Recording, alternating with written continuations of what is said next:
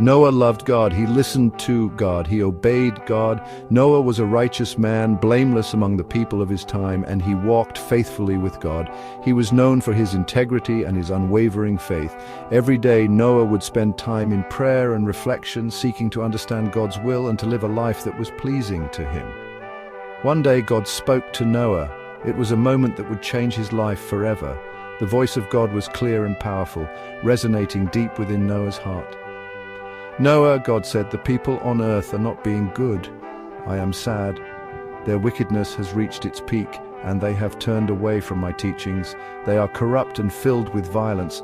I will send a big rain. It will be a deluge like no other, a cleansing flood to wash away the evil from the earth. It will flood the earth. The waters will rise and cover everything, leaving no place untouched. Noah, you are a good man. You have found favor in my eyes because of your faithfulness and righteousness. I want you to build an ark. This ark will be a sanctuary, a place of refuge for you, your family, and the creatures of the earth." Noah had never seen an ark. He was puzzled and unsure of what to do. "What is an ark, God?" Noah asked. He needed guidance and clarity. "An ark is a giant boat, Noah," God answered. "It'll be large enough to hold pairs of every kind of animal, and enough food to sustain them. It will be big and strong. The ark will be built to withstand the mighty floodwaters and protect all who are inside. It will keep you safe from the flood." Noah trusted God. He believed in God's promise and knew that he would be protected. He knew God would keep him safe. With faith and determination, Noah set out to build the ark, trusting in God's plan and guidance.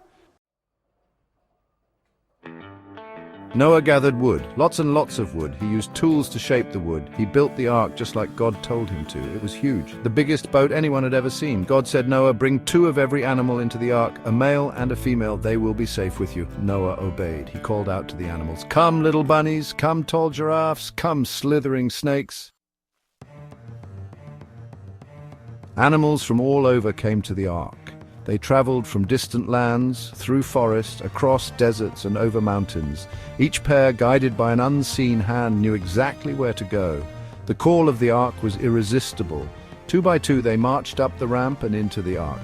Big elephants stomped with their heavy feet, making the ground shake. Tiny ants crawled in perfect lines, almost invisible to the eye. Loud lions roared, their manes flowing in the wind as they majestically entered the ark. Soon the ark was full. Every corner was occupied, from the tallest giraffes stretching their necks to the smallest mice scurrying around. The ark was a bustling sanctuary, a floating zoo of sorts, ready for the journey ahead. Noah and his family went inside too. They carried supplies, food and water, ensuring they had everything they needed for the long days ahead. Their hearts were filled with hope and faith, trusting in the journey they were about to embark on. The big door slammed shut. It was a sound that echoed through the valley, signaling the beginning of a new chapter. The ark was sealed and there was no turning back. The rain began to fall. At first it was just a drizzle, but soon it turned into a torrential downpour. The skies darkened and the sound of raindrops hitting the ark was deafening. It rained and rained and rained. The water levels rose quickly, turning dry land into vast lakes. Rivers overflowed and the landscape was transformed into a watery world. The water rose higher and higher. Trees were submerged and hills became islands. The ark, once resting on solid ground, was now surrounded by an endless expanse of water. The ark began to float. It lifted off the ground, gently rocking with the waves. The animals inside felt the movement, some curious, others a bit frightened. The ark bobbed up and down on the water. The waves grew larger and the ark swayed with the rhythm of the storm.